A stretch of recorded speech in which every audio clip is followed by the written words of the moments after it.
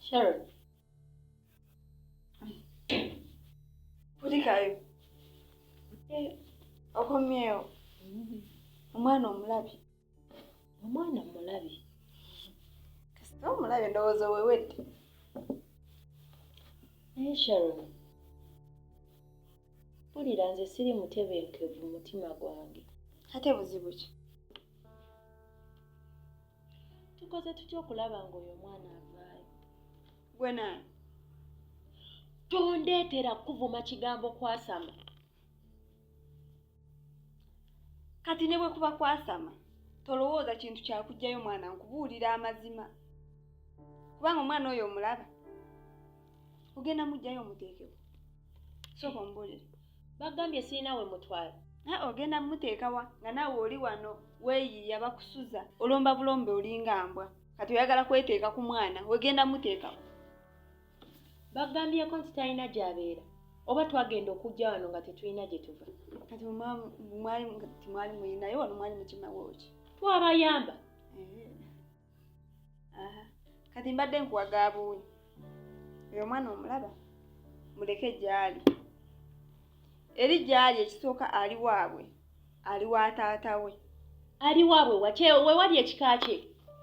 Gwe kika kye? Nze ndi w'ebukojjaabwe. N'owulira obukojja. Eri ali waabwe wa taata we. Taata we yamuzaala. Kati naawe oli awo mbundi wa bukojjaabwe bampo. Oliko n'ekikyamu ku bwongo kirabika. Gwaliko ekikyamu ku bwongo? Gwe kubanga toyinza kuŋŋamba nti ogenda kujja eri omwana ali bulungi ali waabwe ate n'ekirungi maama we yamusiimye. Maama we yalabyeyo gy'ali n'akkiriza. Gy'ali agendayo n'amukeberako. Maama wange? Mukataata we. Wabula Sharon tontabula. Mukataata we ekigugamba? Alina mukataata we wa? Ojja mutegeera nanti eri gy'ali waabwe wa taata we. Kati mukataata we bw'aba tamulinaako obuzibu ojja mutegeera. Mu kifo ky'okuddawo n'omuzunza ku kyalo kuno muleke abeere ewaabwe. Sharon, nkugamba bino ntunuulira nga nkugamba. Neesonyiwa naawe tolina by'oŋŋamba. Tunuza wano akatw akakulinga enseenene n'amatu gawawule bulungi. Sharon, nkugamba ebintu bya Ronita biveemu. Kale gwe bisigalemu munnange naye bwe banaaba bakusibye munnange nze sigenda kukugoberera kubanga nze siina bwe nkuyita. Ye taata we ki oyo gw'ogamba mbu ali wa taata we? Kati gw'oyagala muggyayo ngaani? Kuba nze kye mmanyi taata we twamuziika dda. Leka kwerimba naawe ekituufu okimanyi nti gwe mwaziika yali tazaala okimanyi bulungi. Ebintu bya Ronita byesonyiwe. Kati badde oŋŋamba byaki? Ate Sharon nzize nkulabula enfunda eziwera.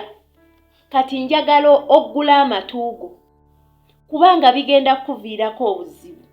Nze ndaba gwe bigenda okuviirako obuzibu. Eri ali waabwe tali wa muntu mulala ali waabwe. Kati gwe bigenda okuviirako obuzibu. Genda okugyeyo.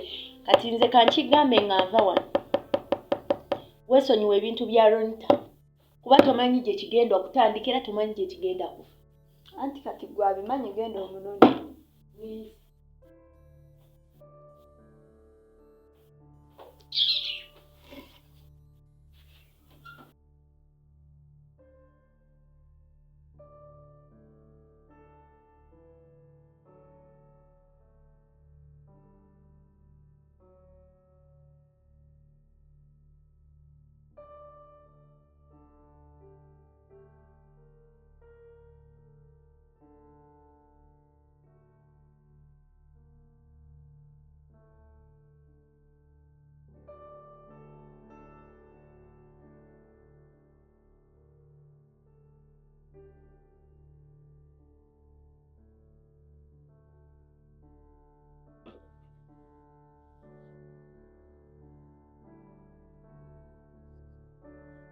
Essaawa nange mbeeko kyenkola ng'omuntu.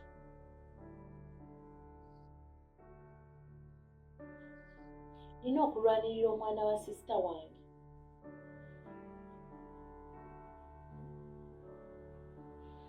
Nga bano abantu be tulimu si bantu nsolo zajja kutta.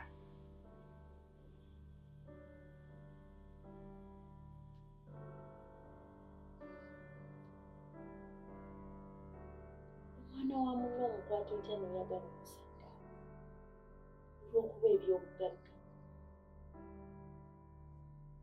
olw'okuba ebitiibwa. Melissa situka olwanirira omusaayi kubanga kino kisusse lwekyalibadde kikoma.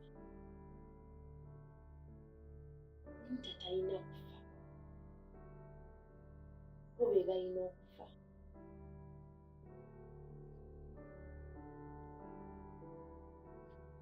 Kati nkoze etya?